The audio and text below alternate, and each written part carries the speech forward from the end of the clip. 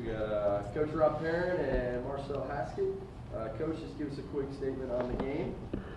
Sure. I mean, obviously I thought we played much better in the first half than the second. But it was a great win against a great team. I thought, good teams win different ways. And I thought we just showed a lot of grittiness tonight. There was a lot of calmness in the huddle, even after we'd given up I think we were up 16 or 17 in the first half. It might have been like 13 at halftime. And that lead was relinquished very quickly in the second half. But I thought we showed a lot of character. The guys that didn't play well in the first half played well in the second. And we had some, Ben Zamanek and Malik played really well in the first half. So it was kind of like, they passed the torch. And I was really happy to crush them by 2 tonight. Coach, you said obviously first half better than the second half. Second half, at one point, you got down by 6. And if I remember right, there was a timeout called, and you guys kind of got together. What did you tell them in the huddle to kind of? Well, we had a phrase on the board tonight: control the emotion, dictate the emotion of the game. And so, when you're up, you've got to keep staying on the gas. When you're down, you have to stay calm.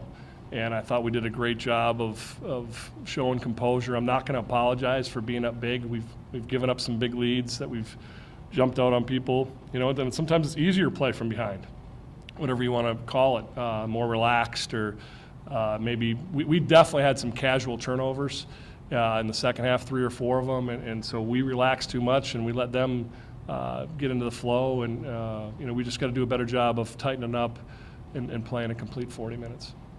Marcel, you had 16 points tonight, kind of got the hot hand for the team, but it was, you got to the line, made 4 or 5. It was a pretty physical game. Talk a little bit about that.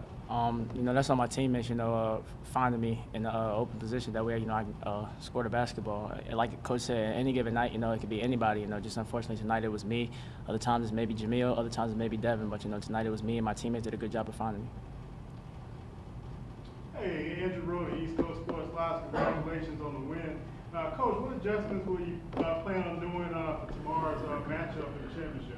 Yeah, we've split with LR during the year. The first time we played at their place, and I can say honestly, nobody played well, but we played hard in the second half. I think we had a season low, I don't know what the score was. We had like 21 points or something at halftime.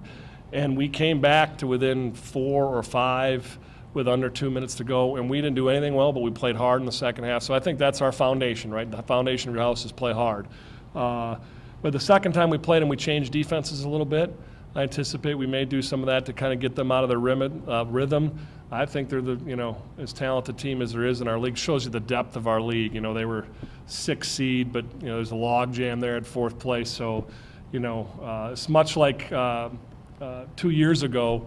We were 1 game from the national tournament. We finished 6th and won 18 games and blew a game against Wingate. So that was kind of nice to, we were up 5 at about 1:30 to go. They got a free throw rebound. They had a 5-point play in essence. And so, I just think that just shows how deep our league is. And I've got a lot of respect for LR. But we're going to have to do a good job. They've been really rebounding the ball well.